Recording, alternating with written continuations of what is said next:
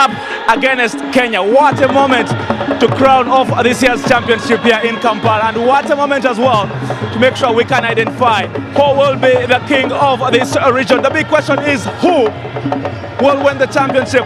Can the Uganda Cranes win their 13th, or are we going to have to see this Kenyan side going on and winning the 6th championship in the region? That is what the situation is like here at the Mandela National Stadium, and trust me, the fans are celebrating because this is the kind of moment they have all been waiting for. This is what regional football is practically all about. Join us for the rest of the evening because our cameras are rolling here in Kampala to make sure we can get you all the action here at the Mandela National Stadium. And of course, to crown off the final day, I'm joined by the MD of the EABL. A very good evening and welcome. Hi there. 3 years in a row, EABL Tusker is still sponsoring this tournament. Why? East Africa, Tusker, they're joined together. Tusker, a beer born in 1922, made in Kenya, sold all over the region. Soccer in East Africa, a passion. Tusker, a passion. When you look at this, have you achieved your expectations? 25 games, 12 countries. We've been at it for 2 weeks now.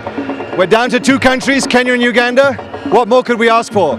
Tusker's being enjoyed all over the country throughout the games. We've got a big match coming up now. I'm not going to ask you for your prediction, but I should ask you, for how long should we still think about Tusker at a regional tournament? Are you still with us? I think Tusker, the brand, has been on East Africa for so many years. It would be natural to be with soccer. For us to continue is up to us as we go forward with CECAFA. Great partnership. I think the decision we've got to make together is how we improve it, make it stronger and bigger. Every year it goes on, we get better at what we're doing. Thank you, and thank you very much for joining us. Thank you. All right, there you go. The sponsors are in the building as well, and we keep maintaining. Our cameras are rolling as we are waiting for the game. Everyone has been talking about every time Kenya play against Uganda. This region is split right in the middle, and that will be witnessed here at the Mandela National Stadium over the next 90 minutes. I'm joined by Max Ali to take us through this one. This is not just a football match. Absolutely not. It's the rivalry of the region. It's the one that crowns it all. It's so funny that they've only met twice before the final. Kenya and Uganda love to beat up on each other when it matters. Thankfully, we've got it a 3rd time. Thank you. They have met before in the group stages. Uganda winning that game. Does it count? It doesn't. All that goes out the window. The form, the top scorers, the guys who've defended well, the guys who won before, all that goes out the window. Once you have a rivalry like this, history tells us everything is laid bare on the pitch when it matters most. And that 90 minutes are over.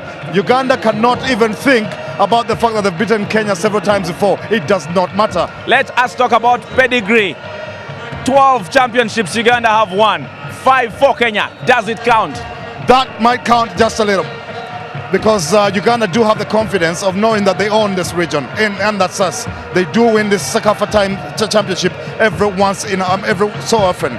The thing though is, like I said, it's not against Kenya that they win most of the times. They've only beaten Kenya once in the final before. It's other teams that they find easy to beat. They do not find Kenya an easy opponent. And we've talked about home advantage. The Uganda Cranes fans have come here in numbers, but the Kenyan fans have come here in numbers as well. How crucial are the fans in matches like these ones? Very, very crucial. They set the atmosphere. They set the tone. They're going to be making lots of noise here. We can barely hear ourselves as it is right now. The Kenyans are going to try and match Uganda for voice, even for numbers. We've got a big Kenyan community in Uganda, and several of them traveled from Nairobi as well as Kisumu and even Mombasa to make it here. I'll quickly peg you back. How competitive has the tournament been, considering we just saw Zanzibar beating their big brothers Tanzania in a penalty shootout? Very, very competitive. Zanzibar have been the surprise team of the tournament. We've had some very good football coming in from Tanzania. We've had very good football coming in from Kenya as well. Uganda, we expected to play well, they have. But how about Rwanda and Burundi? They're teams that have already gone home, long gone home, which actually provided some thrills in this tournament. It's been very competitive. And let's talk about the game itself. Uganda up against Kenya. Not often do you come up against your biggest rival, especially at a stage like this one. But if you look at this Kenyan side, what do they come here with? They come with a very good midfield. I thought they've been impressive. They come with a very good central defensive partnership, and they come with good strikers. They come with a good team. I'll just cut you short and talk about what exactly excites the fans when it comes to matches like this one. It comes to goals. and the top goal scorers at this year's tournament have been showcasing what exactly they can bring to the tournament, and we shall be looking at some of those top goal scorers in this. We've seen lots and lots of goals, Mark. Yeah, certainly. Many from Tanzania, unfortunately for them, just one today. But Mrisho Ngasa and Boko are the top scorers as it is now. There's Boko opening the scoring against the Sudan, set up by Ngasa. He'd eventually get 5. Ngasa himself helped himself to 5 goals against Somalia. So those two guys lead. But right behind them, we've got Robert Ssentongo of Uganda on 4. He's been the pick of Uganda strike as well. And Brian Omonji on 3 has been knocked out of the tournament technically because of an injury. So he can't chase after them. But Ngasa and Boko are the 2 Tanzanians that lead on this charts. Unfortunately for them, they've not added to their tallies today. So that means Ssentongo has got a chance to catch them. Mrisho Ngasa scoring 5 goals in a single match. That was pretty much a statement. Some will tell you, was it a weak opponent? Well, you could say that, but it's a record all the same. It does not matter who it is against. He set a record in the region. You play what's put against you before you, and it was Somalia for him, and he set a record. Outside of that, he's played really, really well, and he deserves to be up there. All right, there you go. More goals kept coming in throughout the tournament. That is with Brian Omonji for the Uganda Cranes against Ethiopia. He's been a revelation. Yeah, unfortunately, his tournament has been cut short by injury. He missed the semi-final, and now he's missing the final as well. He could have added to the tally, you think, because he top scored in 2008, and he was in the mood again. So Uganda, actually now Robert Ssentongo as the goal-scoring hero, taking over from Omonji. There you go, as Robert Ssentongo, of course, goes on to celebrate his own goals at this year's tournament alongside Brian Omonji. So then, this is the confirmation of who has the most goals. Tanzania is out, which means John Boko and Mrisho Ngasa cannot go on and win it if Robert Ssentongo can score more than 2 goals against the Harambee Stars this very afternoon. But for now, that is very competitive. Absolutely. Like you said, only Ssentongo has got the opportunity to catch them, unless, which is a bit unlikely, Geofrey Kizito Goal actually scores a hat-trick today. Let's look at some of the best goals at this year's tournament. This is Elias Mamo scoring a strike for Ethiopia, but this was a crack as well. Absolutely. Emmanuel Okwi opening the scoring in the semi-final against Tanzania. It was superb. It was a terrible angle for him to go for goal. He went for goal, beat the goalkeeper, Zidia post, comes from off the underside of the bar. It's one of the best this tournament. There you go. You do like nice goals, don't you? And when goals come in from players like Elias Mamo and of course Okwi as well, you've got to be very, very excited. That is the situation so far here at the Mandela National Stadium. We are getting closer and closer to the moment we've all been waiting for. The Harambee Stars will be up against the Uganda Cranes. But do remember, in January, your screen should be your best friend, because your World of Champions is getting you all the action from South Africa. South Africa on the 19th of January will open up against Cape Verde. And look at that, the only representative from the CECAFA region. Ethiopia will take on the defending champions, the Chipolo Polo. Cote d'Ivoire will take on a Togo, big game all the way from West Africa, as South Africa take on Angola themselves in what so many call a Southern African derby. But of course, the Bafana will need to excite their own fans back home. The West African derby, Ghana will take on Mali, and Zambia will be up against Nigeria in yet another game that everyone has been talking about, because it's the Super Eagles up against the Chipolo Polo. Quick break. When we come back, we tell you who is coming in for Kenya, who is in for Uganda, ahead of a game that completely divides this region. It's coming up.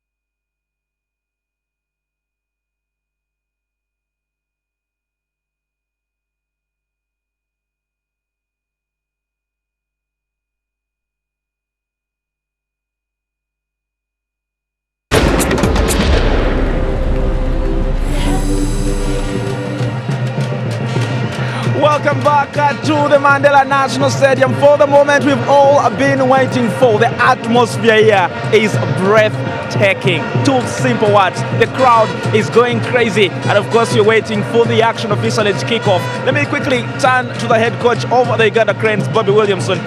Congratulations, first of all, for making it this far. But how hard has it been? Yeah, it's been very tough. It's not easy winning this tournament. We've been fortunate enough to do it in the past. But having lads in camp for 2-3 weeks and training for 2 weeks before that, it takes a lot out of them, mentally as well as physically. And I hope they stand up to it today because they've done ever so well. And I hope they do themselves justice and do the fans proud. The biggest rivals for Uganda in the region are Kenya. You're the defending champions. How much pressure does this mean for the Ugandan team? Pressure's always there. You've got to live with it. As I said, I don't read newspapers or listen to radios in the build-up because I don't want any other people's opinions to try and cloud mine. And I try and remain positive and don't want any negativity about the camp. So that's been good, and it's a difficult game, but we'll give it our best. Coach, thank you very much, and I wish you all the best.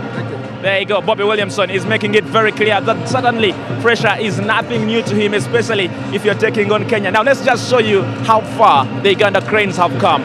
All the way from their first game at this year's tournament, how competitive and how hard it has been. They have had a couple of wins throughout the tournament. They haven't conceded a single goal at this year's tournament as well. Let's just show you their journey to the final. This was their first game mark here. This was a good game as well against the Kilimanjaro Stars. A good win by Uganda with Okwi. Yeah, certainly Uganda have been playing well at this tournament. The semi-final was the best game they have played at the tournament. Actually, they started really. They really started well and then came up with the goods against Tanzania. The goals from Okwi and Robert Ssentongo putting paid to the Kilimanjaro Stars tournament. Yeah, Robert Ssentongo scoring twice in that very game here at the Mandela National Stadium, which meant that a side so many thought would be the real contender, Tanzania, were sent home. So then, as the Uganda Cranes make it to the final ahead of today's game, this is confirmation of what their results have been like. They have not conceded a goal. Incredible performance they've had. The goalkeeper has barely been tested the entire tournament. The defense has stood tall. Isaac Isinde and Henry Kalungi not even tested that much, to be honest. The fullbacks have been more bombing forward than defending. That means that Uganda has dominated football games. It is Hassan, Wasswa and Kizito Goal that have laid the foundation of everything Uganda have done because they've been dominant in midfield and it's then been the strikers scoring the goals. Tell me about psychological advantage when you have won all your matches from the first match until this point. Do you go back to the dressing room and say, no, we cannot lose? Of course, they cannot sit on their laurels. Bobby Williamson and the team are so too experienced to sit there back and think that what they've done in the tournament matters today. It does not matter at all. They've got to do it all over again. Whatever it is they've got wrong, right, they've got to do it again. Whatever it is they've got wrong, they've got to correct today because Kenya are different opposition to everything else they faced, even if they faced them in the first round. It's a different ball game, it's a different stage, and they've got to do their work cut out, yes. And the opponent is not just an opponent, it is Kenya. Absolutely. That we're talking about here. You're saying, Miss? Yeah, the Kenyans do love to beat up on Uganda when it matters the most. I'll tell you a little later about that. 1982, that final, I was on radio as a 8-year-old kid in primary 4. I'll never ever forget everything else that happened between Uganda and Kenya. Mohamed Abbas, the hero that day. Uganda cannot be fooled. When the Kenyans come up against them in the final, they bring their A game. All right, bring the A game is one Bobby Williamson and the Ugandan fans will expect from the Ugandan Cranes squad. But the big question is, who are some of the main players for this Uganda Cranes side and exactly who will be performing to make sure the Uganda Cranes can go on to win a tournament like this one? That is very open to debate because there's been so many players who actually have scored a couple of goals for the Uganda Cranes. Who would you pick as the most important Cranes player today? I'd go with Geofrey Kizito Goal. He's had a fantastic tournament. He's been outstanding. He's been playing from box to box and he's defended his goal as well as scored goals. He's set up opponents. He's done really, really well. Geofrey Kizito Goal is the silent MVP for this Uganda team. And you're looking at a man who does everything from midfield. You should talk about some of the strikers for Uganda. Bobby Williamson has lots and lots of options. Yeah, but Ssentongo is the pick of the strikers. He's come into form at a very good time. He did not start the tournament as a starter because Miss Kizito was ahead of him, Miss Diego, and of course Brian Monya and Okwi. He's played himself into a starting lineup, and now he's scoring goals. Ssentongo, he was incredible in that semi-final. And straight to the midfield, of course, will also be very important for the Uganda Cranes. The bigger question is who will go on to win this very game. They take on Harambee Stars, and we shall be catching up with James Nandwa, and he'll be telling us who starts in today's game, who is out of today's game after the break.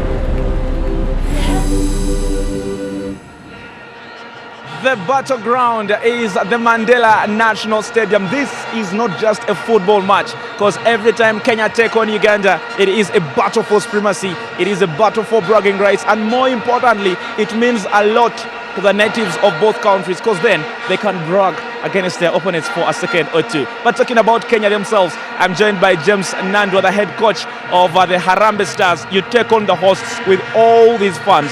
How hard is it? It's hard, but I've been with this situation. In 2008, I was here as assistant coach, and unfortunately, I'm here again as a coach, and I'm very happy for the boys, and we are here to work hard so that we can go with the trophy.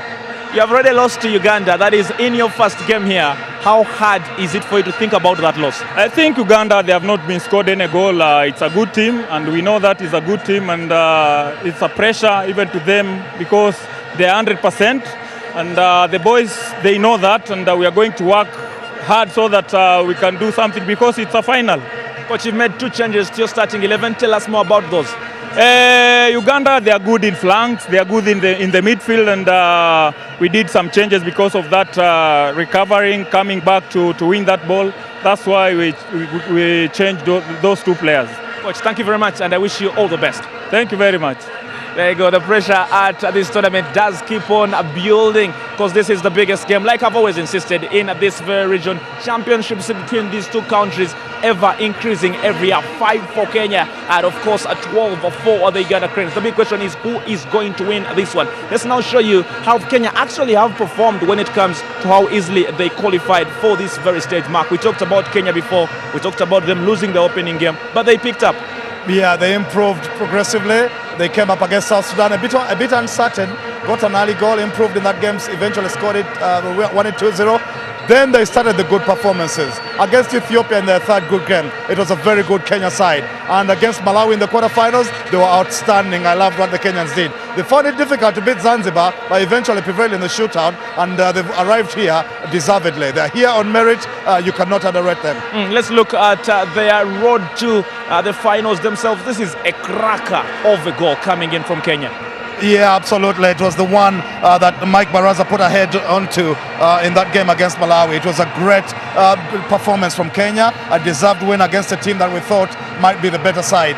Kenya proved on that day that they belong here, and they have every chance of winning the trophy today because of a performance like that. Against Zanzibar, it was plucky. It was difficult for them, but like I said, eventually they prevailed in the shootout after coming from a goal down. They started really slowly, and Chaka punished them. But when they eventually came into it, they did really well. In the shootout, they were calm, they were collected, they converted, and then they left everything else to the Zanzibaris and Duncan Ocheng.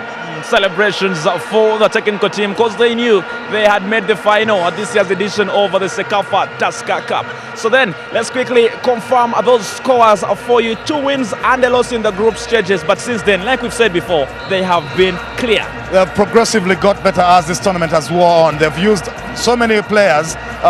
Strikers have been interchanging, the midfielders have been interchanging. It's just the back four and Duncan Ocheng that have not changed. Everything else has been changing, but everybody who stepped in has done well. The guys coming off the bench, the Anguadas of this world, and the Humphrey Miesas, Clifton Mieso as well. They've done well when they've come off the bench. Baran Mangoli, who was suspended for the last game, playing well in midfield. David Ocheng, who's been a stalwart in midfield, doing really, really well. Mike Baraza didn't start this tournament as a starter, played himself into the first lineup because of those goals and his overall performance. I think Kenya have really been an all-round good team. They had disciplinary issues in camp. 2 players had to be sent back to Nairobi. That was, of course, Paul Awere and Kevin Omondi. How could that have affected the spirit in camp? Well, apparently it didn't, because the guys did well in their absence. And when these guys came back, they had to prove themselves. I thought Omondi put in a good shift in the semi-finals when he came back and started. Although he ran out of gas and was eventually substituted, I thought he did well, actually contributed to the goal. The one, the old goal that Nadir Haroub scored, it was his long ball that set it up. But clearly, the Kenyans have been in good spirit and they received their teammates back quite well. So no effect at all. They might have considered a couple of goals at this year's tournament already, but Duncan Ocheng is a man who does deserve a mention as well. He has done really well, the goalkeeper. I thought he stood tall in all those games. He has he's very calm. I like his demeanor, very calm, and never seems to be rattled, never seems to be to lack confidence. He might be quiet, but he commands that backline really well. Henry Michel is not in Kampala. There's been some criticism from other Kenyan fans, but James Nandwa is doing a good job. He has done a very good job. He has set out a team that was very defensive to start with, but has decided to attack and attacked really, really well. I've loved the way they've played Kenya.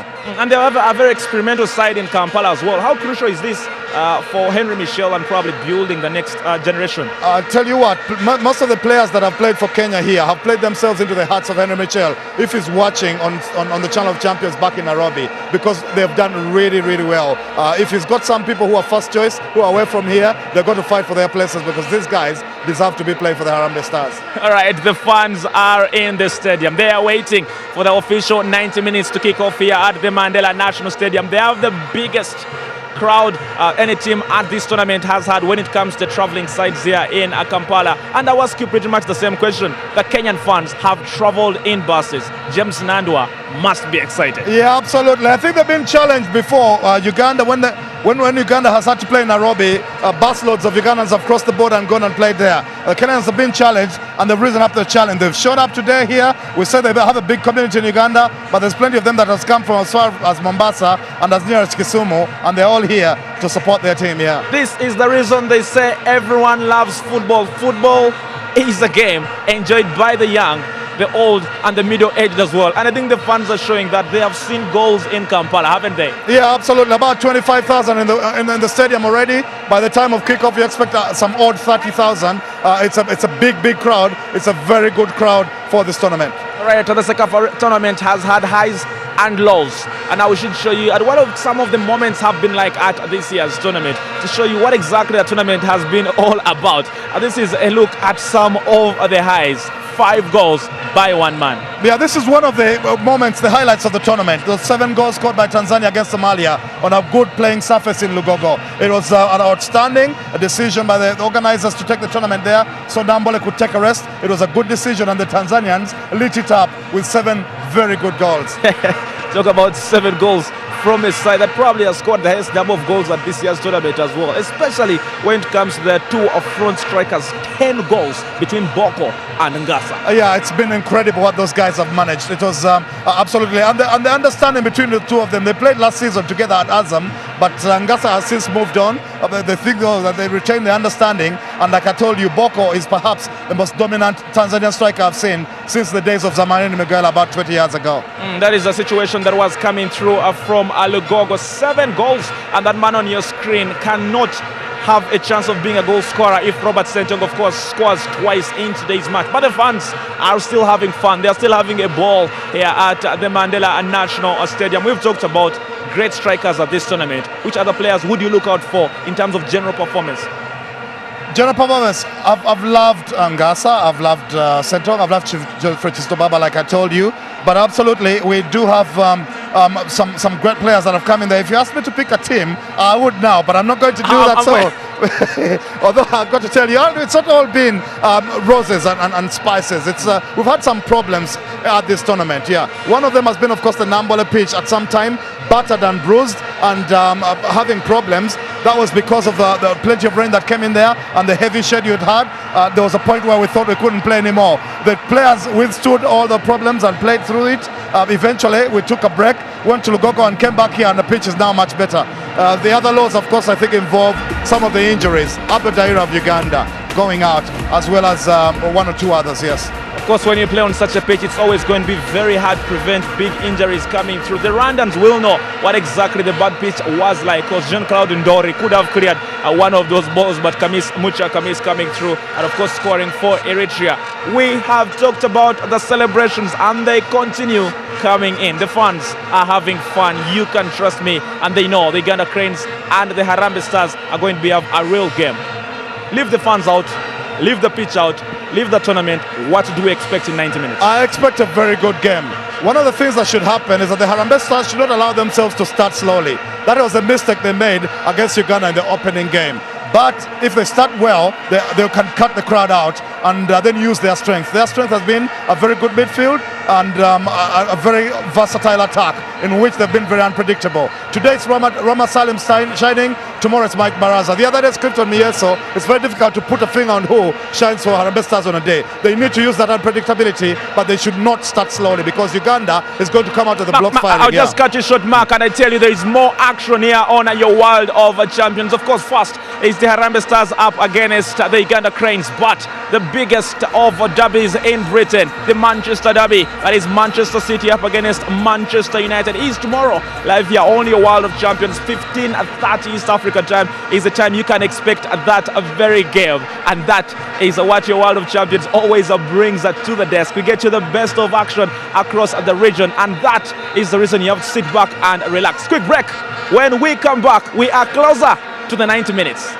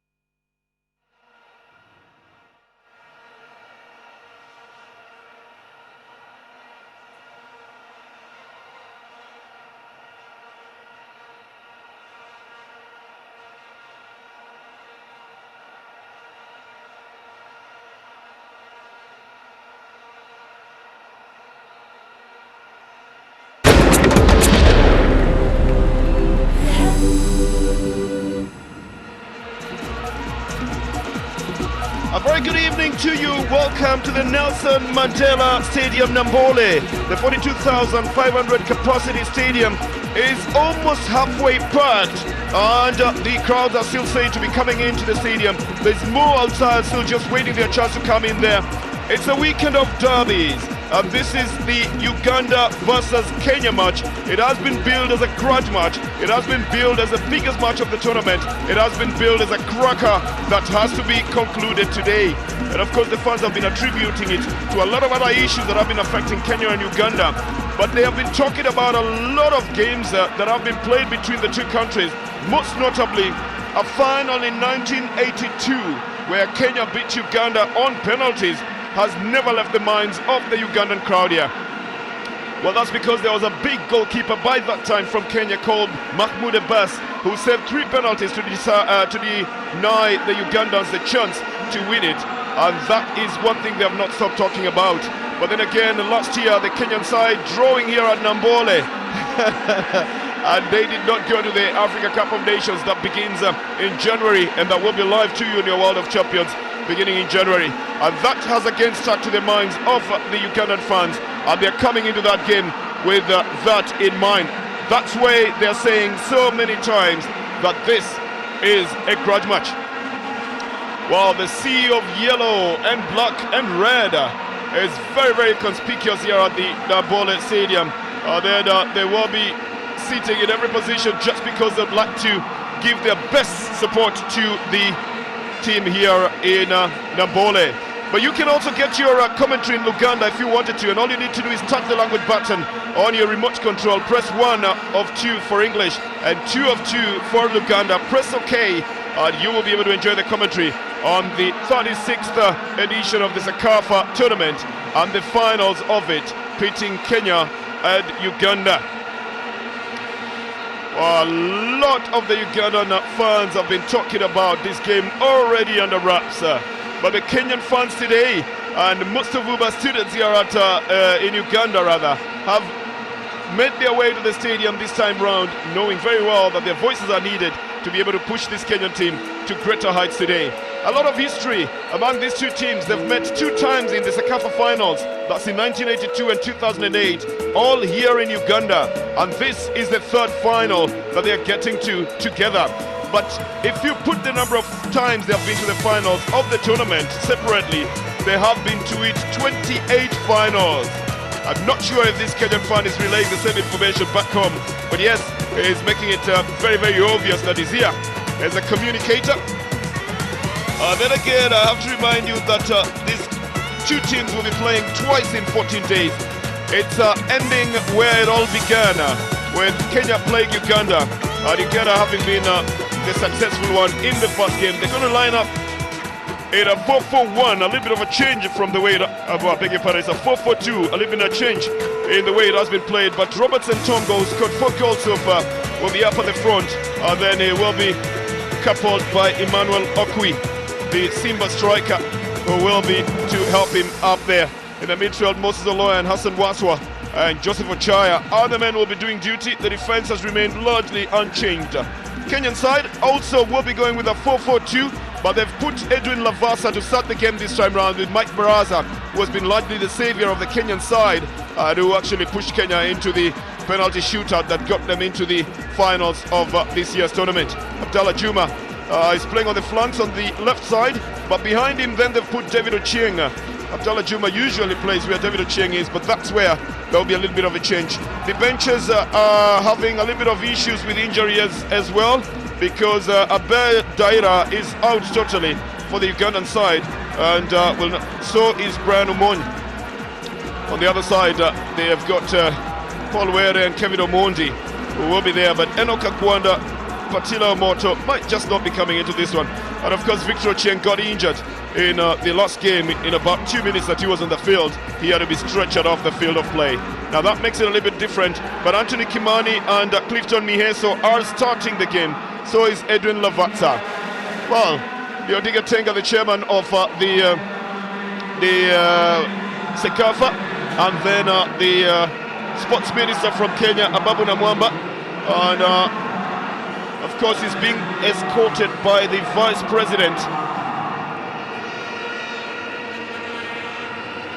James Sekandi.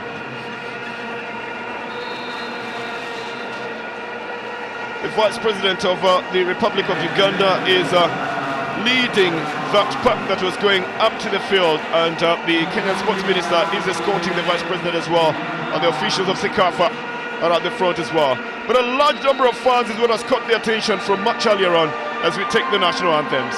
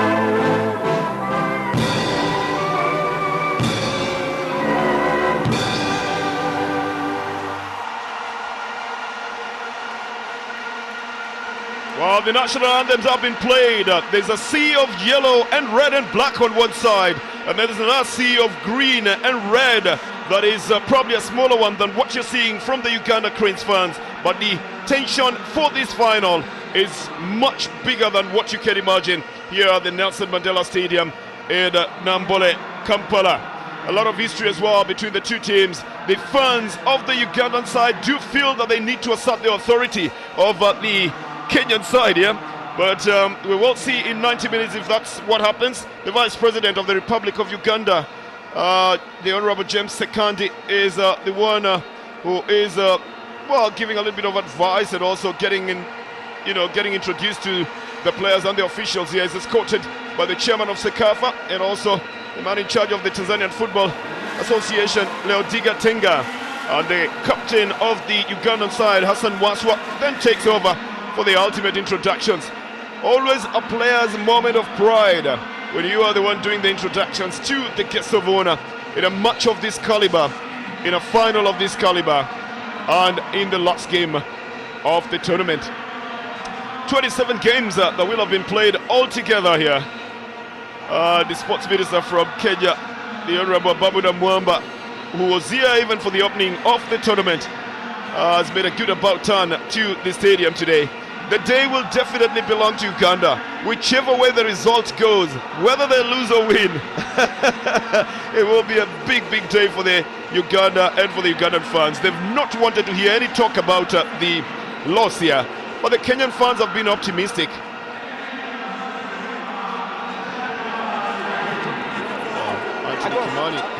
This is a message from Wash United. Anthony Kimani is going to deliver some message from what we've been telling you all along about washing your hands. I can start now. It's been brought to you by Wash This United. is a message from Wash United. For great football, it takes fit players and fit fans. At this moment, every second, Africa is suffering from preventable diarrhea. Every day, more than 1,000 children die needlessly. I ask all of you, help Wash United and CECAFA to defeat diarrhea. Always wash your hands with soap before eating and after using the toilet. Give your all, together we can show diarrhea the red card. Thank you. Well, diarrhea has been shown the red card here. I think it could be the second or the third red card as well. So it should permanently stay out of the stadium, out of the CECAFA reason, and totally out of football. We'll be telling you more about that as we go along as well. The singing and dancing is almost ecstatic here. And it's not going to stop anytime soon, will it? This is a message from the United Against Malaria. Every 1 minute, a child dies of malaria in Africa. This means that by the end of this CECAFA final, 90 African children will have lost their lives to this preventable and treatable disease. We have the tools to fight malaria, like insecticide, treated mosquito nets, and correct medication. Let us all use this and unite against malaria today. Thank you. Well then, 3 players have been given the red card in this tournament so far. One's called malaria, and the other one is called diarrhea. The other, of course, was the player from Zanzibar, who's the only one to have been red carded so far. But this was a message from the captains themselves. That means they really, really do not want malaria and diarrhea anywhere near their players and their fans as well. And by extension, outside of the CECAFA region, if you like, totally out of this world altogether. But it's that moment again that we have to get back into the tension of what will be going on the field today. Now, these 2 teams were in the same group in the qualifying stages. They've been to 28 finals together. But Uganda clearly is the favorite in this one. It doesn't by any means mean that Kenya is the underdog. And they, Uganda side, know it themselves that should not happen. The businessman from Burundi, Thierry Nkurunziza, is the center referee. And the sports official from Ethiopia, Musikinde, is the first assistant. Mohamed Idam of Sudan is the second. And Mohamed Al Fadil is the fourth official in today's game. They will, of course, be inspected by the very well-known former whistler Charles Masembe and Robert Anangwe from Kenya. The exchange of pleasantries by the captains. And a chance to choose the sides as well and decide where they are starting from. But they largely do not change it every time they've warmed up in one area. They almost always feel comfortable in those areas. Well, Uganda ranked 86th and Kenya ranked 130. It's changed in favor of Uganda since the last time they met, but we'll give you those details as we go on along. Uganda having come to the finals with a perfect record, no loss in the qualifying rounds, picking maximum points and also not conceding any goal. That is a good record by any standards. For the Kenyan side, really, it is a little bit of a success that they're already in the semi-final stage. The quarter-final stage was good enough. The semis was even bigger. But now they are challenging for the dollars as well. The total prize money for the winners is $30,000 US. $20,000 US is assured to any of these 2 sides here. And it's just who takes the bigger chunk of the prize money that they will be fighting for. For the moment, to strategize and to get back into it and start it. The 18th final in 35 participations for the Uganda Cranes. That's no mean achievement. And then they are the most successful team in the CECAFA as well. So you can imagine the pressure they come with it. And plus just the fact that they are the defending champions. On this man, Robert Williamson, affectionately known as Bobby, has said very well, they know Kenya is a totally different opposition, but they would love to win this one, and they'll be going for a win. Duncan Ochaya, the goalkeeper in the middle there, is one of the players on the Kenyan team side who were present in the last final that they played with Uganda. Plus, of course, in 2008, plus Mike Baraza, and probably just one more. James Nandwa has something to settle with Bobby Williamson as well. He was the assistant coach in 2008, and now he comes in as the coach and is facing Bobby Williamson one more time. It will be a question of experience on the Uganda side and the pressure of being the defending champions that will spur them on. For the Kenyan side, it will be the sheer determination of not having been conceded at all to get into the quarterfinals and now playing in the final and wanting to prove themselves. We're into the game now. The Kenyan side playing from right to left on your screens. The Uganda side in the yellow and black from left to right on your screens as we are into the final game of the 36th edition of CECAFA, the CECAFA Tusker Cup 2012. I'm Bernardo Tieno. I am in the company of Mr. Mark Sali of Uganda as well. You said a lot of things on the touchline, Mark. It's now down to 90 minutes. How do you think it will pan out, having looked at the formations? It's going to be a tough one. It's going to be really close. I don't expect one team to dominate and run away with it. I expect it to be competitive all the way. I like the fact that the Harambee Stars have started strong. I thought they started really slowly. Well then, they take the first kick towards the Ugandan side, but it's been picked up by the defense, which has stood very firmly there are very many people who are thinking that the goalkeeper in the Ugandan side, Hamza Muwonge, has not really had a good game. It's just that the defenders are having a nice field day and enjoying themselves. Certainly, Bernard, I'll agree. I don't think Hamza Muwonge has been tested at this tournament. He's not had too many saves to make. You can't compare him to Duncan Ocheng or the two guys we saw earlier, Ali Madini and Juba Kaseja, for example. Well, the interesting thing is there will also be an award for the best goalkeeper. We'll not speculate at the moment on who it might be because we have to find out what they were going to be the considerations. Kimani trying to get the ball onto the right side rather. Then a big clearance will be coming in from the defender. Isaac Isinde, Dennies, Iguma and Godfrey Walusimbi, I beg your pardon, are the men who will be marshalling that Ugandan defence. This is going to be a foul. The shot will be null and void coming from that side. Isinde is a man who was in the 2000 final as well, so he knows the pressure of it all, doesn't he, Alan? Yes, he does. Isinde, one of the few surviving players from that 2008 final. He also has only just won back his starting place. He had since lost it. Yeah, but he's a very experienced man. There's some players in there who are testing this for the first time. I'm sure he'll be calming them down and leading by example. Well, the Kenyan side also with a little bit of a newer kind of lineup with Edwin Lavatsa starting in the first 11 and Ramasalim being on the bench. And I think they want to first get to run with the Ugandans and later on then try to go tactical if they can. It's a throw-in, quickly taken by Dennies Iguma onto the right side. David Owino totally making sure that Emmanuel Okwi, the other of the danger men up front, doesn't get onto that ball. The Gormaya defender versus the Simba forward. And Owino, I think, has been growing with more games that he has been getting. It's his first outing with the national team, Harambee Stars. And he has impressed so far. A free kick has been given to the Uganda Cranes on the outside left. Joaquins Atudo being told to calm it down. They took a little time to settle into that one. First time that goalkeeper Duncan Ocheng has the touch on the ball. And it starts on the left side. Jumar Abdallah who pushes it forward. Edwin Lavatsa tries to get it to Mike Baraza, the veteran of the CECAFA tournaments. That is very well known to the Ugandan side as well. Pushed by Wasswa, the captain, onto the flanks.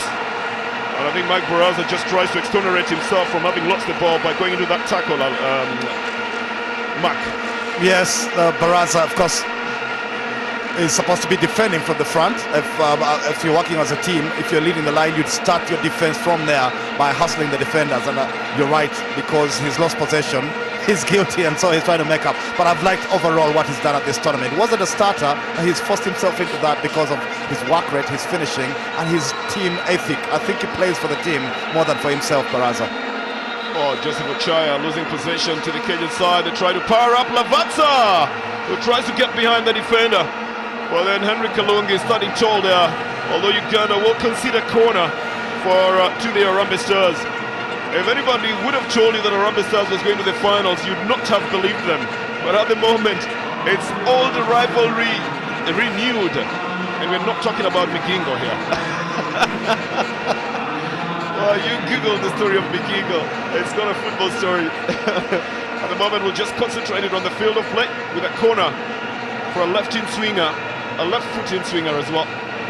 Very low taken with about 6 jerseys in red in that box. Mieno. And not fast enough, it's picked up by Robert Ssentongo. Good run on the right side. David Ocheng just plays it safe and sends the ball off the field of play to cut off Geofrey Kizito's run. The man who plies his trade in Vietnam has solidified his place in the Ugandan side, has already scored 2 goals as well. And the start is on the left side again.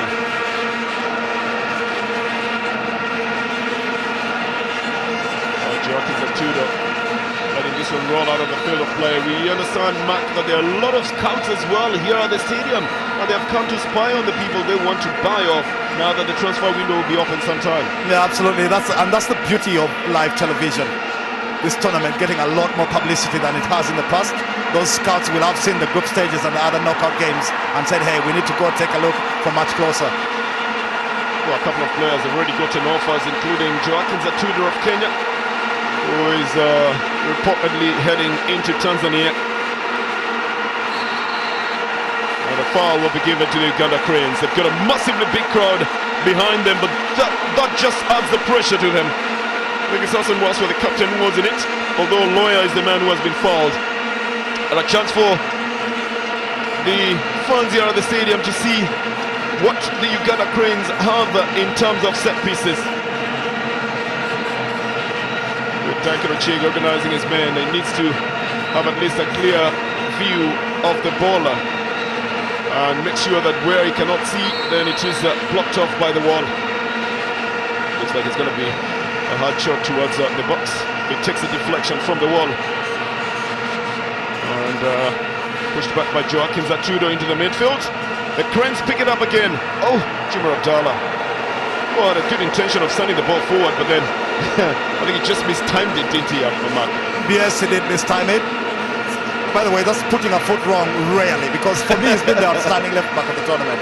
You're quite right, and one of his kicks from almost the midfield is the one that sent the Malawian Flames home, because the deflection off the head of Mike Baraza simply sent the goalkeeper the wrong way. Well, let's put it the other way around. The goalkeeper was heading towards where Juma Abdallah kicked the ball to, and the deflection then left him cold.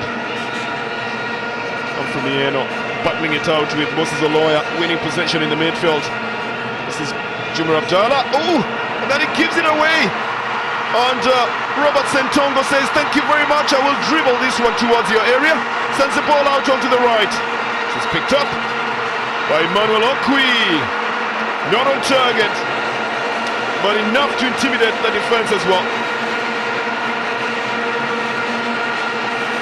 Okwi, well, would have done better to probably try and go onto the right side. But again, in that spur of the moment, you decide you just want to do what you want to do. Try to set himself up for a shot and not sending the ball onto the right side. But that wasn't a very good idea at that moment. Lavatsa is chasing for it for the Kenyan side. The youngster facing the experience of Henry Kalungi. Anthony Kimani, better touch on the ball this time round. Getting into the midfield, this is Mieno, Humphrey. Oh, he tries to power Anthony Kimani to the front, but then rallies back to pick up possession. A good attempt to try and send it forward.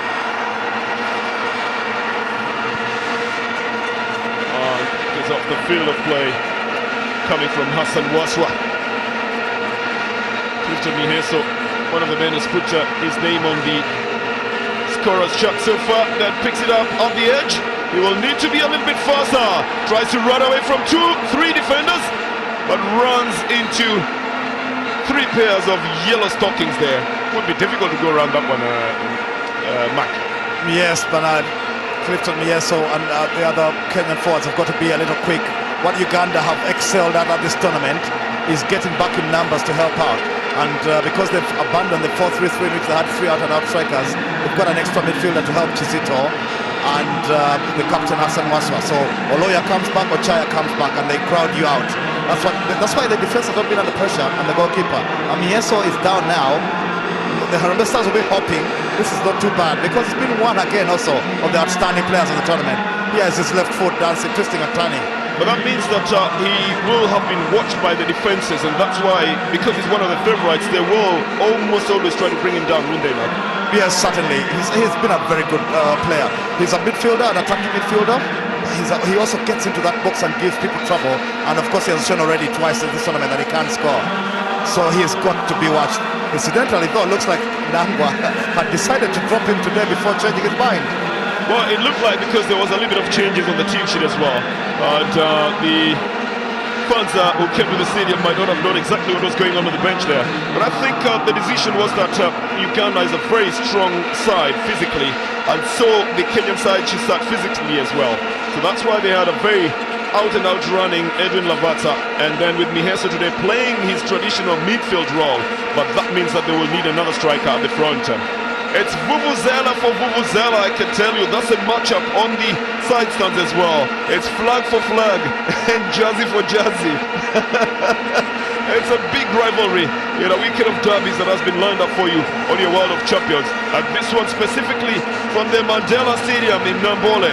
It's a final, and it's Kenya versus Uganda. Mike Baraza has played in this kind of final before. Dances his way in the midfield and sends the ball onto the right side. Well, that pass from one Anthony Kimani to another Anthony Kimani just didn't work out well. The defender Anthony Modo Kimani was trying to get the ball to the midfielder Anthony Muki Kimani. Well, the only difference there is the nicknames, Mike. Yeah, and the roles maybe. The captain Anthony Kimani, Modo they call him, is a defender, right back at this tournament. Well, what do you call a man in Uganda? Msajja.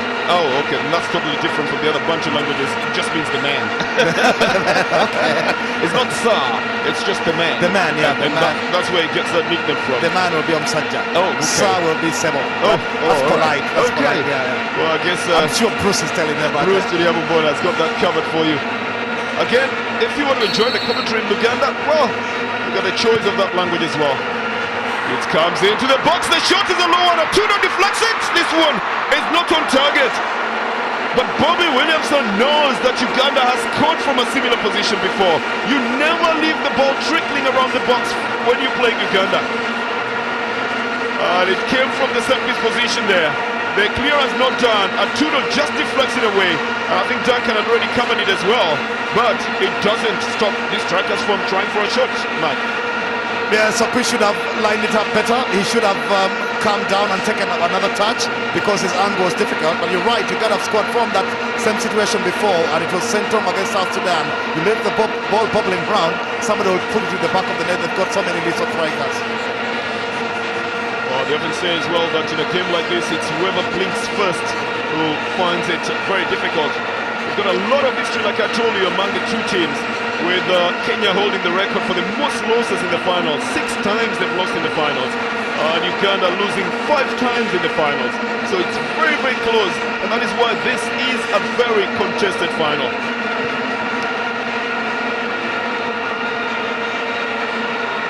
Between the two of them, they share 17 CECAFA championships. Now it's in the share that the disparity comes in with Uganda having won 12 and Kenya only 5. Well, that's not a very good share, is it, Mike? Yeah, a bit imbalanced if you like. The Kenyans can go a long way and try to correct that today. But yes, I thought the Harambee Stars have let themselves down, especially in the 90s. It's been played so well in the 80s. Those 3 championships in a row, 81, 82, 83, were the reason. And I've said this so many times, I won't tire of it. Ochaya fell in love with football. Oh, it was a Kenyan thing then. We'll discuss that again much later. It's back into the midfield. And the ball control in the midfield again could just win this championship, because it is where it is being built from and where it is being lost from at the moment. In my opinion, it would be that the Harambee Stars are having a better run in the midfield. Anthony Kimani to Anthony Kimani again, who doesn't touch it correctly. But Miheso picks it up at the edge of the box, tries to change it onto the left side, onto the right side rather. Gets the back heel for Juma Abdallah. Miheso again. And then this time round, a better pickup by Geofrey Kizito. Gets it onto the left side. The run is on from Joseph Ochaya. Good ball into the midfield. Okwi turning round and looking for support. Oh, it's picked up by Miheso. And then Lavatsa with a bigger ball. The flag is up. And Mike Baraza will have been caught on the offside flag. I think it would work better for the Kenya's Harambee Stars if they played a little bit on the flanks as well. That's the only place where they can execute the runs. Otherwise, there's a very solid defense lining up in threes every time the ball is coming in that direction now. Yes, and going wide will also help them avoid this high line that Uganda have adopted. It's not one they use occasionally, but it shows the respect they're giving the Harambee Stars, that they're pulling out and trying to catch them offside. So going wide, you're right, would be a good option. Backing in the midfield again. Anthony Kimani this time round getting onto it better. Oh, there he comes down to the right. Miheso. Oh, well, it's Abdallah who picked it up. Try to push it into the midfield. Oh, again. The Kenyan defender pulls up, I think, with a muscle. Probably just from the acceleration. It's David Owino. He just tucked the ball on time out cautiously, but he seemed to have been slowing down and probably hobbling on one leg by the time he tucked that ball out. They often say that the injuries that come out of solitary possession at that time, he wasn't really accosted. Often very nasty ones, Mike. Yes, and I think he's pulled a hamstring here because he pulled up suddenly as he swung, and that it must be a hamstring. You can see his thigh is really strapped heavily already. Perhaps felt it earlier in training or even in the semi-finals. It was a tough game against Zanzibar. This is going to be a little bit of a disaster for the Arabic Stars side. And I think I also caught the medics signalling that there should be a replacement for him. And Coach Nandwa, having come against Bobby Williamson in another final as an assistant coach in 2008, is again facing this coach. Well, a lot has been lined up for you in the Africa Cup of Nations. Some choice games for you. South Africa versus Cape Verde. That will be really a big one. On the 21st of January, there'll be Zambia versus Ethiopia as well. And that's just a few of what is being offered to you. The whole bouquet will be available for you in your World of Champions and in HD. So make a date with that one. It's going to be out of the right side, trying to go for a shot to Emmanuel Okwi. Doesn't angle it correctly. I think he's cut right out of it, and because he was in a very acute angle, just couldn't take it right. Well, he went very, very wide. The Tudor forced to come all the way back. Yes, Tudor's got long legs. He's got a big frame, so he's cutting out the angle. Okwi needs to go and dunk at the Cheng's goal, forcing him to miscue that shot. And I think Okwi needs to concentrate a little more. I've seen him in better concentration and better mode attacking before. Today, something there that bothers me. Well, if it bothers you, Mark, it must be bothering the entire team as well. And they better fix it before. A lot was said about this game, and I think part of the strategy was just to make sure that Uganda doesn't score in the first 20 minutes. And they probably will be a little bit frustrated. You know it happens in football, doesn't it? Yes, certainly. And what Harambee Stars can do is by shutting Uganda out, then they shut the crowd up as well. You take the crowd out of it, then you play your normal game. And that's usually the strategy. I don't let them score early because then they can overrun you. The noise, the crowd, even the referee gets sucked in. We're talking about the 12th player, the Fern. And they have been very loyal to the Uganda Cranes right from game one. And it's ending where it all started. Kenya versus Uganda in the first match, in which Uganda won 1-0. And who would have thought it would end again into Kenya versus Uganda in the finals match. The man that you're looking out for at the front is Robert Ssentongo. He's the only man at the moment who's challenging for the Golden Boot. Rishan Gasa and John Boko might just share it if Ssentongo doesn't get onto the score sheet. But if it does, then it's going to be a triple share. But look at the large number of fans as well who've come into the Nambola Stadium today. They walked in, drove in earlier on. Some of the things they're wishing the Uganda Cranes would not be very appealing to them. Cranes fans, this one goes out to the left. The goalkeeper with a quick touch on it. Mike Baraza was already going to it as well, but Hamza Muwonge will be the savior of that one. The youngster Lavatsa couldn't get to it on time. A good cross from here, so Lavatsa not expecting it. And I think Mike Baraza knowing very well that he was going to touch the goalkeeper anyway, and it would have been a foul. I think the public address system is a substitution. And it's just because that David Owino is already on the bench. They're forced to bring in Kevin Omondi earlier than they intended to.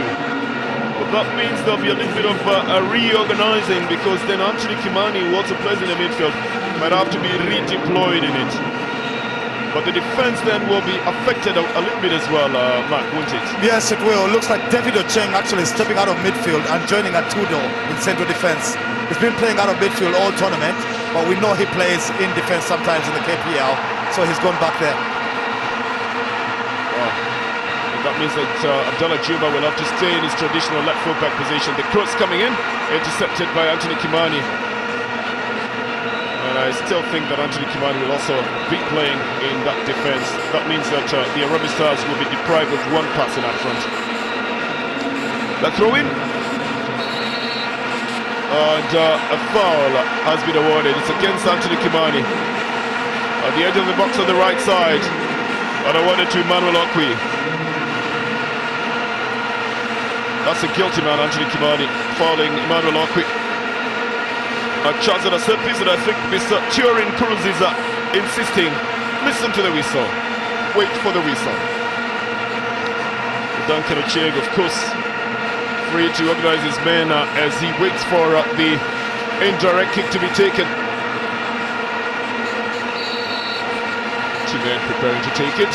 Ultimately dropped it in the area. Duncan Ochaya with some anxious moments there from that shot by Joseph Ochaya. Overconfident sometimes, I believe, Mark. Yeah, but he's standing too close to the line to be overconfident. Almost dropped that. Well, Hamza Muwonge doesn't make you have the same anxiety that Duncan Ochaya almost caused a couple of minutes ago. It wasn't a difficult ball for him. He would have picked it much easily.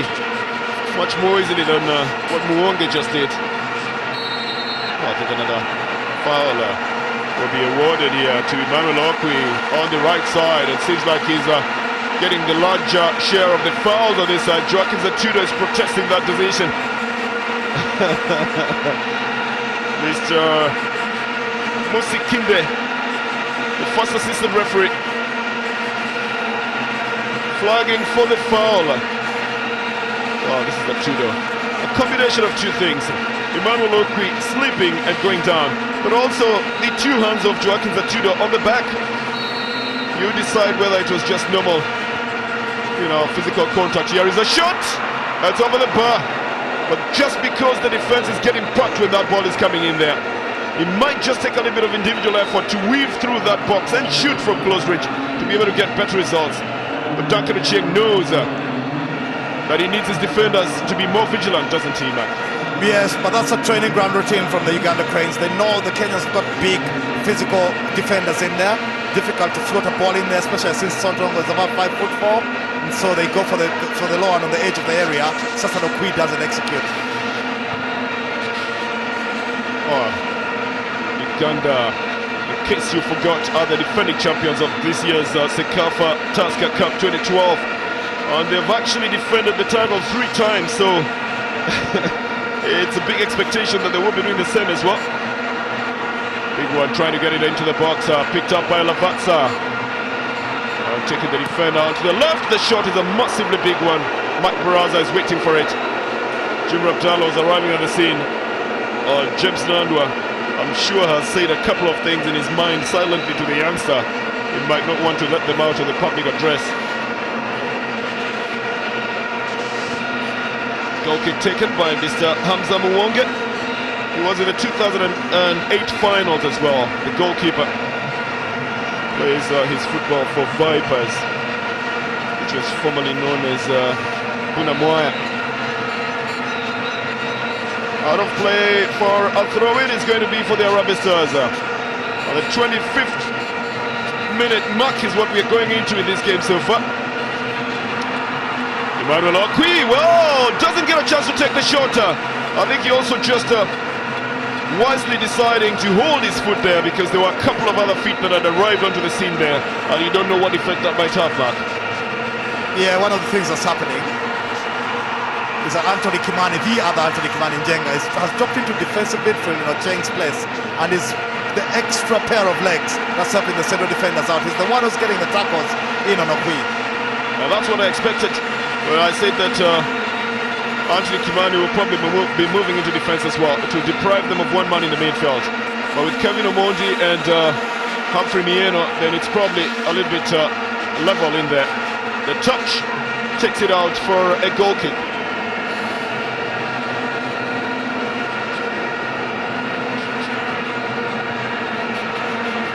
And I think there's going to be a little bit of reorganization of strategies as well.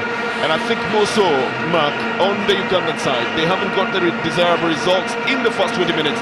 You know, Bobby Williamson would have wanted a goal in the first 10 or so minutes. Yeah, absolutely, which is why he was despairing when Okwi miscued that shot earlier. It was an opportunity Uganda could have used to take the lead. Now Okwi and Ssentongo, of course, are supposed to be using their movement and their quickness against the size of David Ochaya and Atudo, the big central defenders. If they can't do that, then Uganda have got to go into the wide areas. Oloya and Ochaya have got to step it up now, since nothing is going to be happening in the middle or in the center of defense for the Prince. Spread it wide, pull some of them out of position, and then get the ball in at the feet of Ssentongo and Okwi, not crossing high because they're competing with Atudo. Atudo is what, 6'3"? Big guy, and Ochaya himself is a big guy.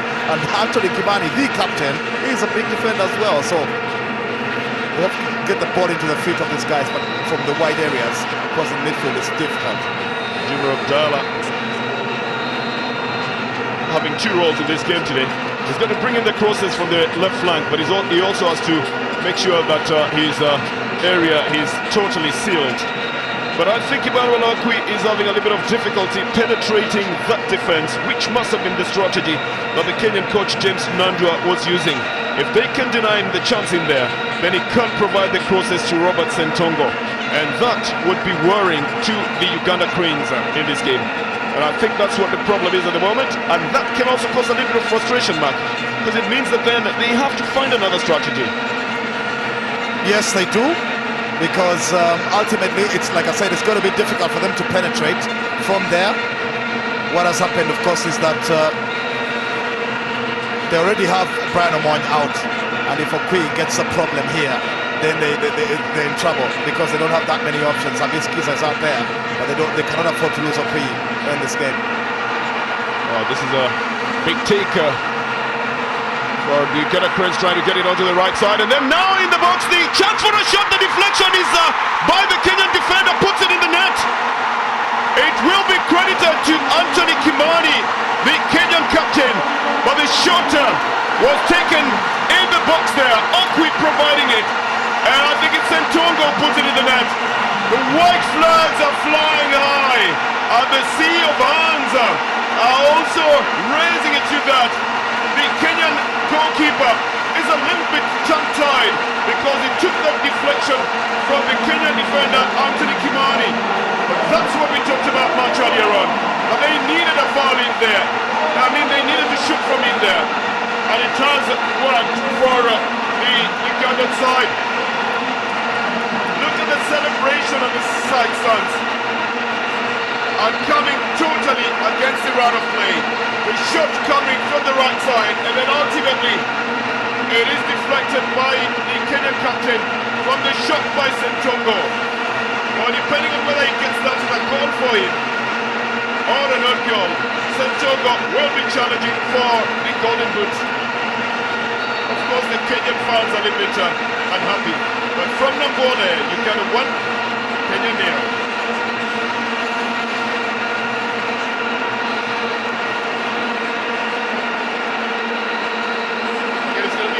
From the right side, but that's not a bad way to get Uganda settling back into this game.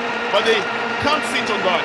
They would have to come out again and attack. Yeah, absolutely. Of course, they're not going to just win it 1-0 in the 29th minute.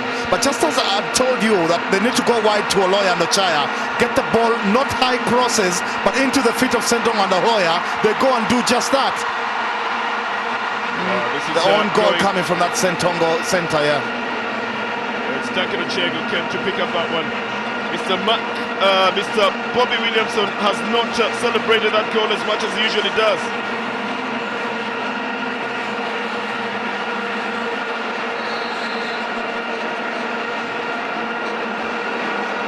Well, the Kenya's Harambee Stars will pick up possession on the other side. Isinde dashing back to his position. At least the goal would change the way the game is being played. But the Kenyan side was marching the Ugandans move for move, if not even better. It's just that the goal gives them now a better edge in the game. Hamza Muwonge knows very well that he's got a chance. I mean, he's got the responsibility of also keeping the Uganda Cranes in the game. It's going to be a left-footed swinger. 1, 2, 3, 4, 5, 6 red and white jerseys in that box trying to go for that ball. Takes a deflection off the wall. Lavatsa. And then it was Abdallah Juma trying to move it forward. This is Humphrey Mieno now. He gets a throw in for his troubles. Well, the Kenyan side must have just gotten some extra motivation to play in this final. Not very content with the $20,000 that they would be getting. They want to go for the $30,000, but so does the Ugandan side. This is Joseph Ochaya, who pushes the ball onto the left side. Oh well then. David Omondi taking it. Then Anthony Kibadi. They're lacking that central touch at the moment, because Edwin Lavatsa and Mike Baraza are all playing almost on the same flank. Miheso playing a little bit back. This one is shielded right out of the field of play. Mark, what do you think the one goal does to the Cranes of Uganda now? It gives them confidence and allows them to express themselves a little more, because right now they know that Harambee Stars have got to get back into it. Just the one thing I think the Harambee Stars will have to change. I think Kimani, the second Kimani, is playing way too deep. If they pushed David Ocheng back there. Who's the second Kimani? Give him a name. Njega. We'll call him Muki. Muki, yeah? Yes. Okay, if they've pushed David Ocheng back there, why is he also going back there? Because I think everybody is now drifting backwards because of that. Humphrey Mieno, if you can see on the pitch right now where he is, drifting further backwards, and as you look at the Ugandan fans, they're celebrating. Yes, they are, and that's because of the mistakes that you've been pointing out. What is the white flag that is flying alongside the Uganda Cranes flag? Well, I'll tell you what it is. It's that one of keeping the game safe and also keeping away malaria and the diarrhea away from football, away from Africa as well. The fans are, of course, embracing the message from Watch United. Back in the midfield. And a big boot on to the left side, and it goes out for a throw-in. Mac, what do you think the Harambee Stars would be doing now? They need to be involving, I think, Clifford Mieso and Humphrey Mieno. Those are the two guys they need to be bringing into the game. Get the ball at their feet. Lavatsa playing further forward. Mike Baraza out of the game at the moment. They need to be getting the ball into the feet of the guys who can move it forward.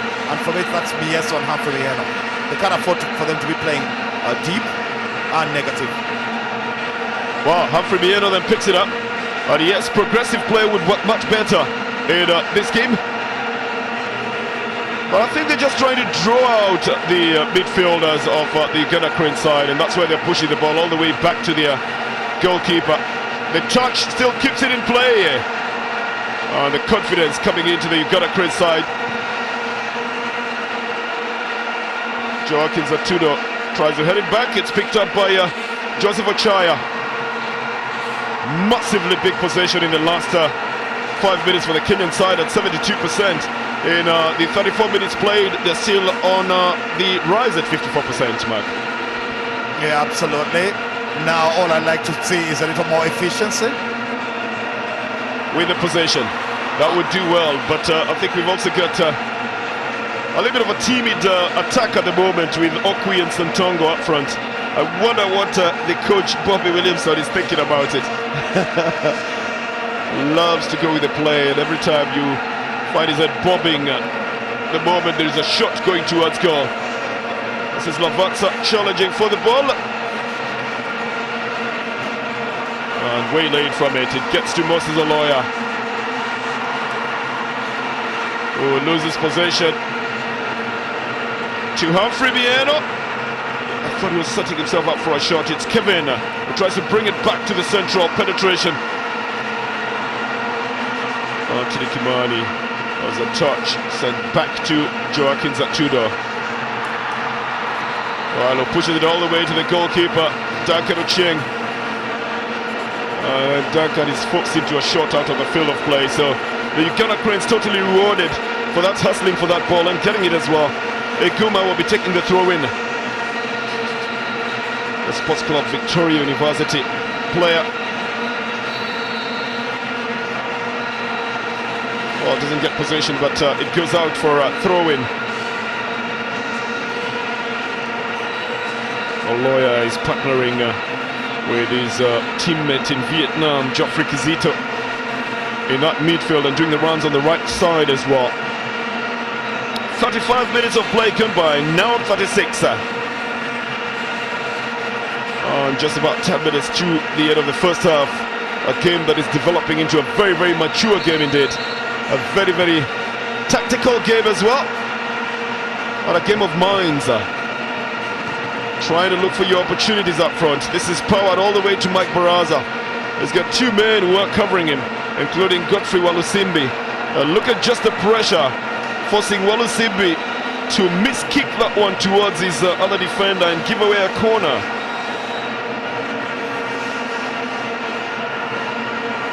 And the red shirts will be arriving at the scene as well. Hamza Muwonge organizing his defense now. Two things that the Kenyan side must do, well, that makes it very difficult for them, is they've got to go forward and try and convert the corner. In the case of a fast attack, they have to run back into their defenses. A better left foot in swing. Oh, the header is off target. Coming from the tall and very, very hard-working Joaquin Zatudo. I'm sure he was not telling him anything affectionate. He's really just giving him a peace of mind in there. Yeah, the captain is telling him off for coming off his line and not reading the flight of the ball really well. What is Hamza Muwonge coming off the line for if the ball is a wall 10 meters away from him? If Atudo has that on target, it's bothering the defenders without the goalkeeper.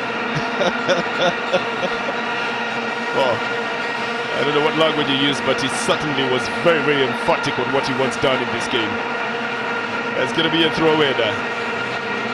I think the Ugandan side have also relaxed a bit since scoring that goal. And I think because they have to also defend it, rather than just go out forward to try and get another one. This is picked up by Dennies Iguma, changes the wing. Then the Arabic Stars get it back into the midfield. Kevin to Mike Baraza, and then to Humphrey. And Kevin who tries to get it back to Jumar Abdallah. But one too many passes, then gifts it back to the Uganda Cranes. And it's a run on the right side by Moses Oloya. He's fouled and gets a free kick. And I think it will be the first card of the game here.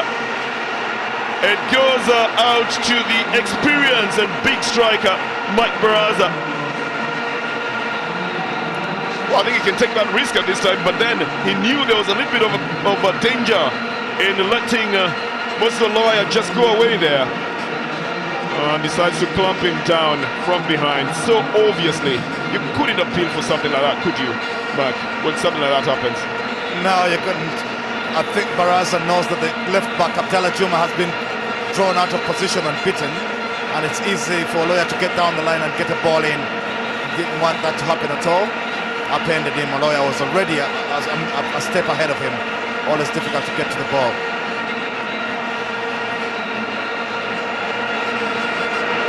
Lovely crowd at the Nambole Nelson Mandela Stadium in Kampala. And even just the colors themselves, the colors of fire as you would call it in Africa, the yellow and red, and throw in a black as well or a green, and you would be fine with it. Oh, it's standing at 1-0 at the moment, the shot having come from the right side. The deflection of Ssentongo's shot by Kenya's captain Anthony Kimani is what put it in the net. It never matters how you put in the goal. A goal is a goal. And the fans have been celebrating it from then on, just waiting for anything else to come in their direction. It's a free kick that they have to watch out for. We are into those 5 minutes where coaches say that people lose a lot of concentration, and this will be a yellow card. This has gone in by hand. And it's a yellow card. And they are complaining. I can see Atudo insisting there should be a red card offense there for Okwi. But Okwi just wanted to get this ball into the net by all standards. Get it there any which way. Well, not even Diego Maradona's hand of God was that obvious. But Yeah, this one was not going to pass for a hand of God. It's a little too obvious for everybody to see. Okwi booked. I think Atudo was wondering if that was a second booking for him. I think only one other player has got a yellow in this game. Okwi was safe there, but I'll tell you something about the players as well. They try to really toy around with the mind of the referee. If he awards a red card, it's all the better for them. So I think he was just trying to toy around with him there. This one will be a throw-in, and it is going to the Harambee Stars side.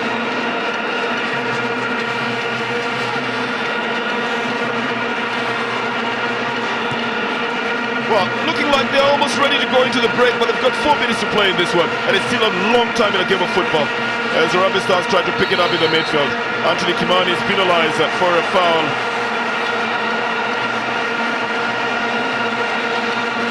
It's going to be the yellow shirts who will be taking it.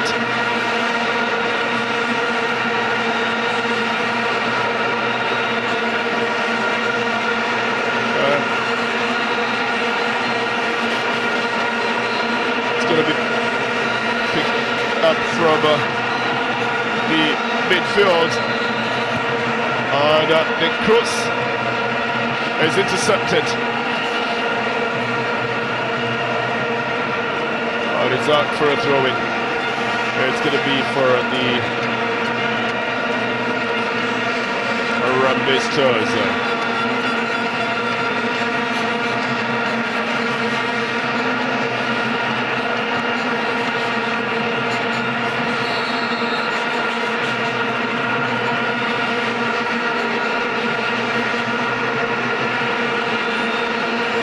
That's a very, very stiff indication of where the foul was committed. James Nandwa knows that he's got to get something more out of the Kenyan team that was not expected to get this far, but which is looking so likely at the moment to go for the $30,000 prize money for the winning team, and also to take the CECAFA championship. And that would be a little bit of a difficult situation that the Uganda-Kenya side would be put into. But the Cranes are pushing forward and making the Kenyan side commit blunders. The attempt to cross the ball coming from Oloya.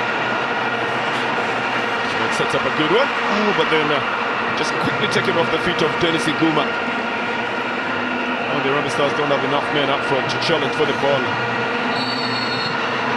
Abdallah arriving at the scene, but after a foul had already been awarded to the defender Henry Kalungi.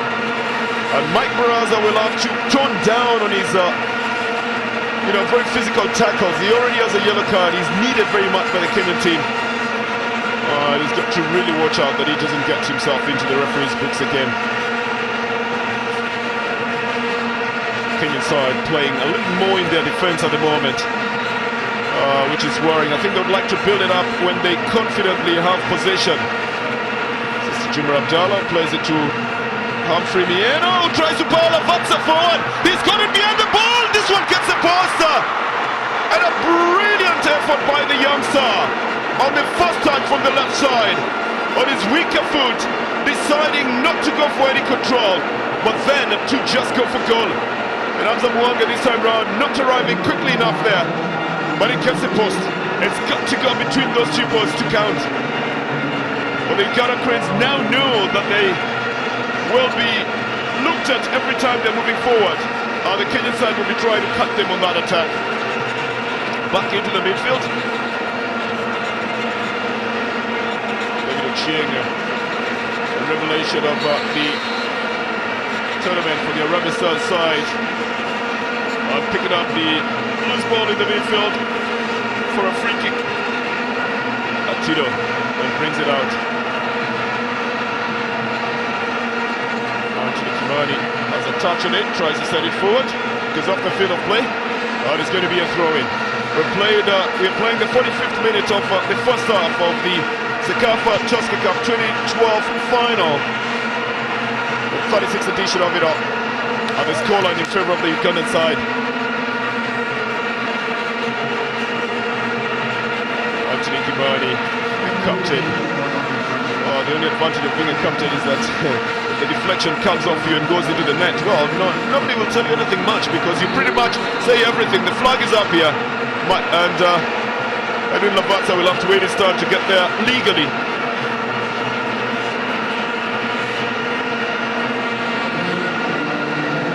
Referee Mieno is the man who's trying to parry me. And they're really now looking for just that one touch, aren't they, Mark? Yeah, Hamza Muwonge has got the ability to make that through ball. It's just that he's not been on the ball in the Uganda-Cranes half often enough, which is why I was wondering why he was playing so deep. But on that particular occasion, the Harambee Stars moved 2-3 passes, got themselves clear. It was a good through ball. Lavatsa must have thought he had scored. We've done the 45th minute of the game. We're playing 2 minutes of added time, I believe. And I think they will be just ready to go into the break. Although something tells me that in a game like this, which is a derby in East Africa, anything can happen at any moment. Mr. Williamson today not celebrating even the goal that he has at the moment. It's picked up in the midfield. Kevin Mondi trying to weave his way back to get the ball onto the right flank. And Anthony Kimani almost mixing himself there. Kevin again trying to bust through the defense, and he was trying to go onto the opposite side, lost possession. A foul is awarded to him. And I see the reason why even the other time becomes a lot of time in a game of this caliber. 5 times winners versus 12 times winners. But the history among the two sides in terms of being in the finals, and also just in regional soccer, is so rich and brings with it a lot of anxiety. Jimmy Abdallah with a left-footed swinger, because off the field of play it's going to be a goal kick. A very tense James Nandwa, coming up a second time against the Ugandan coach Bobby Williamson, having been here in 2008 as an assistant coach. The coach at that time with the Harambee Stars was Francis Kimanzi. And I think this is the whistle for half-time. So a very, very difficult first half for both sides, and it started being physical, it started being first, and then it got tactical as well, and technical. And at the moment it is the Uganda side with the bragging rights from that shot from in the box by Robert Ssentongo, deflected into the net by Kenya's captain Anthony Kimani, that is separating the two sides. Kenya lost 1-0 to Uganda in the opening match.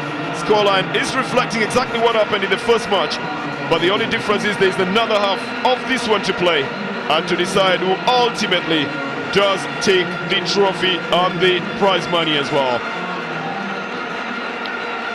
The body language is looking very good. Let's see what happens in the second half of this one that is coming up shortly. It's Uganda 1, Kenya 0.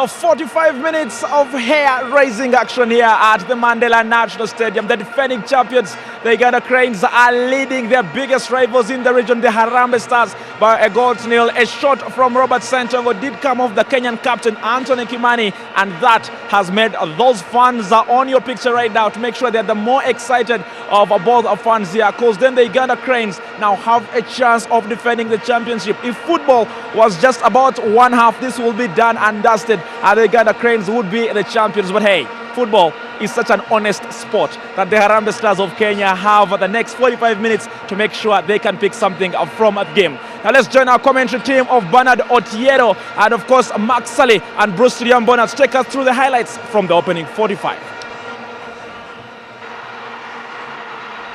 Well, thank you very much. Well, the Ugandan Cranes side were really pushing, and the talk of everything was that they would try to get a goal in as early as the first 20 minutes, but we went past the first 20 minutes largely with nothing coming into it, and a couple of shots that came in the direction of the goalkeeper did not trouble him at all, Mark. Yeah, 3 of them actually were from Emmanuel Okwi, but they were not with any conviction, not on target. That the first one you saw, this is the second one. Well, we were talking about the shots in there that Uganda has taken in the box, and all they needed is a touch from anyone to get into the net.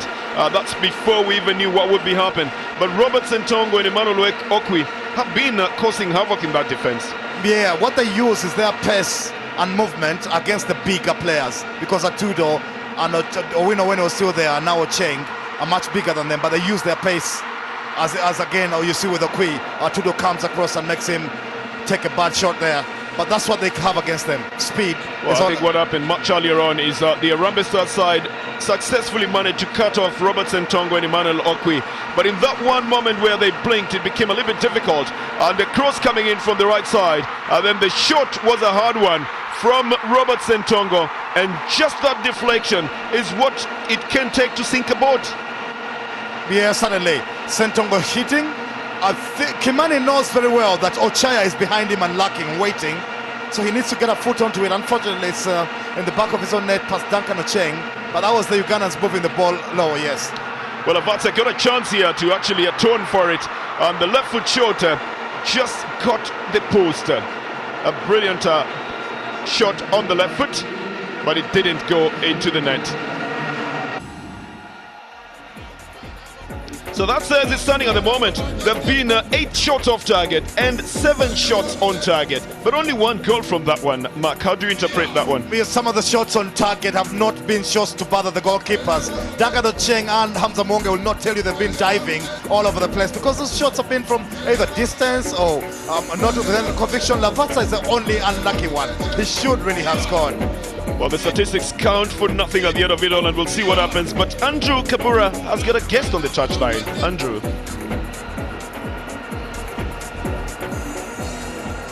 Well, thank you very much, Bernard and Mark, for what exactly has been happening in the opening of 45 minutes. Now, you guys might be having fun up there in the commentary box, but I'm standing next to Uganda's most second important man in terms of politics, the Vice President of the Republic of Uganda, His Excellency Edward Sekandi. Honorable, you're welcome talking to us as well. The Uganda Cranes are leading. Uganda is hosting a big tournament. All the fans are here. Everyone is happy. What does this mean to the Ugandan government? In the first place, I'm happy that Uganda has been able to host this tournament involving 12 countries, and it is ending without any hitch. That is very, very good. And people have really showed the interest. You can imagine when we started, this was halfway, but because of other facilities being provided, people have really shown the interest. And more people are getting interested in soccer in Uganda because of Super Sport. Mr. Vice President, let's talk about the football side of today. How did you find the opening 45? Well, I'm enjoying it. It has been a good play, although there have been some problems, but I think it has gone on well, and I hope it will end on well. And as we can see on the screen, Mr. Vice President, the fans are having fun here at the Mandela National Stadium. What kind of assurance would you give them in terms of their time here in Kampala? I think it's good to have such a scene, because you think people really are confident, they are interested, they have no problem, because the way they enjoy, you see there is no any other problem because of what they have seen. And therefore, I thank the organizers, I thank the sport, I thank the sponsors, and I thank the population of Uganda for welcoming our visitors in Uganda. Mr. Vice President, thank you very much. It's our honor to talk to you at halftime, and I hope you can enjoy the next of the game. Thank you very much. There you go. I will tell you, I'm enjoying the best moments in my life right now, speaking to the Vice President. We never have a chance to meet these very big people in this country, but this is my big opportunity. And I can tell you, I'm meeting yet a very important person once again, the sports minister for Kenya. That is, of course, Ababu Namwamba. Honorable, thank you very much for joining me once again. Yes. Fantastic atmosphere, and I think this is great for football in this region. And it's a challenge for those of us in government to raise the profile of the game even higher. Yeah. Lots of traveling Kenyan fans here. Tell me, what is the organization like? We have gone out of our way to help Kenyan fans to come here, support the team, and I really want to thank the Kenyan fans who traveled all the way from Kenya to come and cheer their team. Football is not going to grow unless we come back to the stadia, unless we rally behind our teams and support all efforts like this tournament. So big up to the Kenyan fan. Honorable, opening 45, your nation is a goal down. What is wrong? I mean, that is football. Football is about goals. We have conceded a goal. I think we nearly equalized, and it was really just a matter of luck that we hit the goalpost instead of the net. And I know the boys are putting in the best effort they can. I wish them well, and it's a fantastic game of football, and I really hope that it will end well. Honorable, thank you very much for catching up with us, and I enjoy the next of the game. There you go, two big political figures from East Africa. That is the Vice President of Uganda and, of course, the Sports Minister from Kenya. And once again, I'm joined by another big figure, this time round, all the way from Supersport, Stanley Matthews, the Sports and Commercial Director, Supersport Africa. You look very excited. Why? I think it's fantastic. The crowd, the vibe, everything that's happening here, it's wonderful for East African football. You know, as Supersport, we pride ourselves on bringing world-class coverage of global football, and we pride ourselves on what we're doing in Africa. So for us here to see our two leagues where we broadcast in Uganda and in Kenya come to the final and create such a showpiece and an excitement, we're very proud. We have Luganda and Swahili commentary that has been exciting the fans at this year's tournament. What is the thought behind Supersport going for the local languages? I think it's important for us to speak to the locals in each of the areas. So, you know, for us, Swahili, Luganda, it's very important that people can relate to the product, you know, not only in English. It's one of the groundbreaking things in world football to offer such simulcast. You know, so to the people of Uganda, we say Webale Nyo. And to the people of Kenya, we say Asante. And there you go. And why is CECAFA important to Supersport? Well, I mean, we pride ourselves on being an African broadcaster that throughout the continent we broadcast into 53 countries. And, you know, for us, our African identity, we were born in Africa and we are African. So we're proud of that. And this showcase of football and the crowd and just everything just justifies why we want to pour more energy and more input into African football moving forward. And we are talking about the other African countries. Lots of leagues are being broadcast by Supersport. You're over-teasing us. What's next? Well, you know, we've got some of the biggest countries in the world, Nigeria and Ghana, Kenya, Uganda, Zambia, Zimbabwe. We're flying and we want African football to go. African stars are shining in Europe, and this is where it all starts, right here in the heart of Africa. And, you know, so from Supersport and to you guys doing such a fantastic job broadcasting the product. So, well done.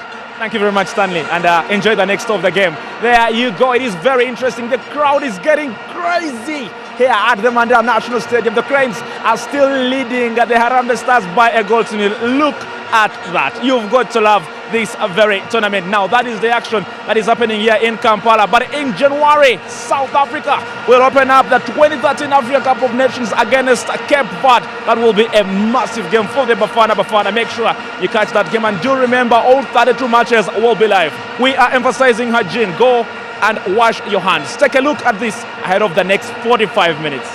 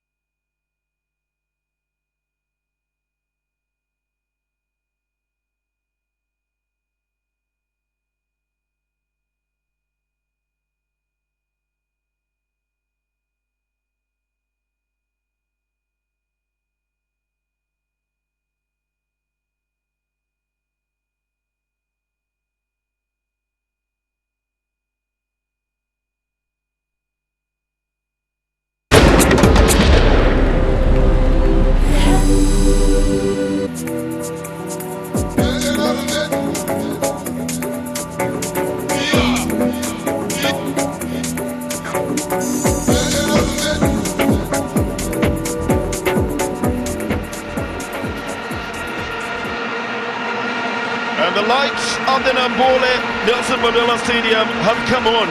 Now this game is being carried into the night as well. When elected at halftime, Uganda were leading 1-0, and it's going to be the second half that decides who takes $30,000 away or takes $20,000. A big, massively big crowd has come to the Nelson Mandela Stadium and to witness the 28th final between these two sides, Kenya and Uganda, the 18th final in 35 outings for the Ugandan side and the 12th final in 34 outings for the Kenyan side. But just among themselves, they've got 17 CECAFA wins with Kenya 5 and Uganda 12. And it is for the Ugandan fans that this attendance will be attributed to. 37,582 people here at the stadium. And with all those whistles and vuvuzelas, it's one big noise for the home crowd vis-a-vis the noise for the Kenyan side. But it will be won or lost on the field as we went for the kickoff for the second game. The Kenyan side has had to make a very quick change because they lost their fullback, David Owino, who has been replaced. They tried now to play with the midfield possession to work for their side. So we'll see if that will be the game that they will be attempting to go into with the midfield play and holding it in there, or maybe they'll try to power it a little bit forward for the side. The Ugandan team, I could tell you as well, has had a little scare in the first half. Mark, what do you think will happen in this second half? It's going to continue to be cagey. I think most of the 37,000 people in here and those viewing on TV would like to see a passionate derby. But it's been more tactical, more cagey, more close than passionate. So you want the passion to come from both sides or just one side? Ultimately, I don't even think they're going to change too much from the first half. It's going to be tight. They really are studying each other. They're cutting each other out. The Kenyans have adjusted tactically to losing David Owino. This man, one of those guys they had to send back, Anthony Kimani. The Ugandans themselves know that they cannot afford to pour forward and leave themselves open to a break. So they'll be cagey about keeping their lead while trying to steal it. It's going to be cagey. It's left-footed swinger. Ssentongo has a touch on it. Now that's the one they have to worry about. Should the ball come out of their area and there's a fast break, what happens? The offside flag is up. It's going to be a free kick. And I think Henry Kalungi was arriving there to try and send everything back. Atudo was trying to make sure that he doesn't go there. Mr. Williamson knows he can't afford to keep any cards to himself at the moment. He's got to bring them all out in this final. And so does James Nandu on the other side. A big clearance, but then picked up in the middle by Emmanuel Okwi, who sent it out to the right, trying to find Moses Oloya, or finds Moses Oloya. There's going to be a big battle on that side. Those two very experienced players taking each other down to the line. And Williamson wants his men to be able to get position in that area as well. Cross it in and try and get Ssentongo into taking the golden boot. Since Duncan Ochaya, a veteran of the CECAFA final, and more so a veteran of this final between the two sides. Mieno pushes it onto the right side to try and play with Atudo, who tries to get the wing play, but Anthony Kimani again doesn't permanently get onto that ball. Now he gets possession, powers out to the right to Mike Baraza, who changes it onto the left foot, but then he gets a side netting. He's a natural left-footed player. This big striker has been the savior of the Arabisters. Went very well onto the flanks, and a good idea as well to change it onto his left foot. Throws the defender off balance, but then just a crosser that doesn't get in there. But that's good play on the right wing. We've got a substitution here. Rama Salim has replaced Clifton Miheso, and I think that James Nandwa has decided to throw everything onto the field. He knows that Miheso had a pain earlier on in the first half and wasn't quite effective. But now he's going to have to change it again because Rama Salim and Edwin Lavatsa will have to play at the front. Yeah, absolutely. Miheso did have that knock. In fact, he was not meant to start this game until that last minute change. Rama Salim has had a good tournament. They'll be hoping at the Harambee Stars that he comes good again today. He was really good in the group stages. Quick movement, quick feet. a couple of goals. Lavatsa is the man who he's joined up front there. He and Mike Baraza and Ramasalim are going to be like a three-man attack now, a three-pronged attack with Humphrey Mieso just behind them. Humphrey Mieno, that is, in the midfield. Don't worry about it. And I think that Lavatsa handled the ball there. That's why the momentum was lost for the Harambee Stars, but it was a good ball by Ramasalim onto the flanks. Again, they pick it up at the edge with Ramasalim having a second touch of the ball and trying to power it through for central penetration. The Cranes have got it in the midfield. Oh, the Cranes have played so well in this tournament. They reduced the Tanzanian side to looking very, very ordinary. But in this game, they're almost looking like they've found their match, which shouldn't be the case, should it, Mark? Yeah, I think, again, because of the huge rivalry between these two teams and the mutual respect, and also because this is a different stage, the final with the trophy there and that big check, there's a bit of caginess, and so there's not a free flow to the Cranes game. But I too was surprised by how quickly, how easily they tore apart Tanzania. Before that game, Tanzania had been the best team at this tournament. Somehow.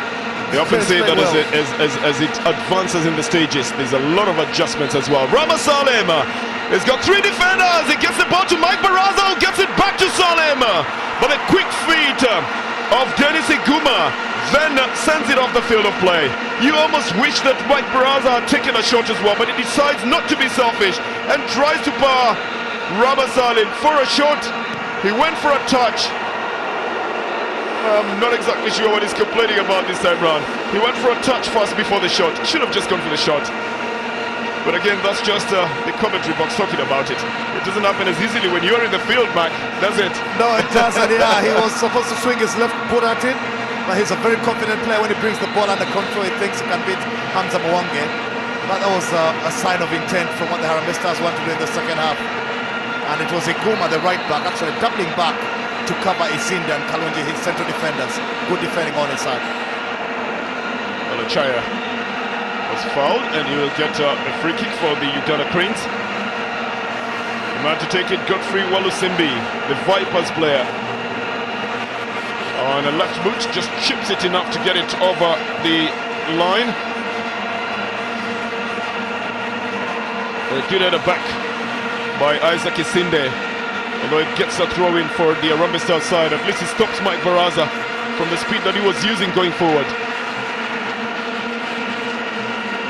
And a better ball this time round by Anthony Kimani. The last touch is with David Ochaya, or rather with Kevin Omondi, who has not had some of the brilliant touches on the ball for the Harambee Stars today. Humphrey Mieno picks it up. That's a better idea to send it forward. They're looking for that man to give the support up the center there, because Lavatsa is running on the left alone and is not getting the supply from that side. Maybe this time round Anthony Kimani can get it to him, but Kimani equally puts Kevin Omondi in a difficult situation. Hamza Muwonge gets it just as far as Kevin, who decides, I think, to try to take a shot on his own. Denied and picked up by Joseph Ochaya. The build-up begins at the centre for the Uganda Cranes, playing very maturely as well, with three very good touches, getting the ball onto the flank. This will be a foul on Joseph Ochaya, the guilty man in that hard tackle.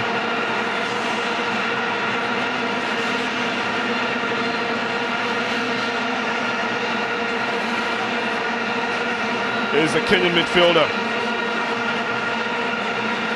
Anthony Kimani, is penalised for it. It's going to be a kick taken by Godfrey Walusimbi. Swings it into the area. Duncan Ocheng calmly takes it, wants to set around with Lavatsa. And Kimani, a better pick from Anthony Kimani. He's got to realise there's a man behind him. The momentum is top tier from a pull coming off Hassan Wasswa.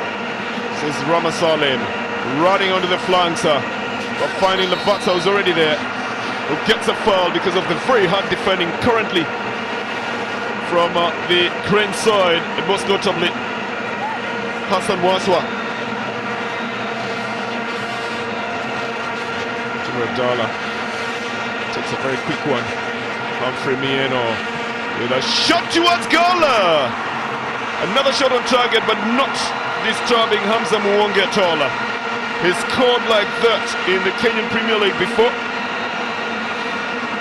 This one would have been going off the field of play anyway. But you never know, sometimes the ball develops a mind of its own, and we've seen it here at Namboole a couple of times, haven't we? Oh, yes, we have. You think it's drifting wide, but because of the spin and also the bubbly pitch, it takes a different direction and then comes off the goalpost and it's the back of the net. So as a goalkeeper, you don't take it for granted. Hamza Muwonge did well. Thankfully for him, Mike Barasa was way too far to pounce on any sort of rebound. It's going to be a substitution here. Kiza, the younger forward, will be coming into play.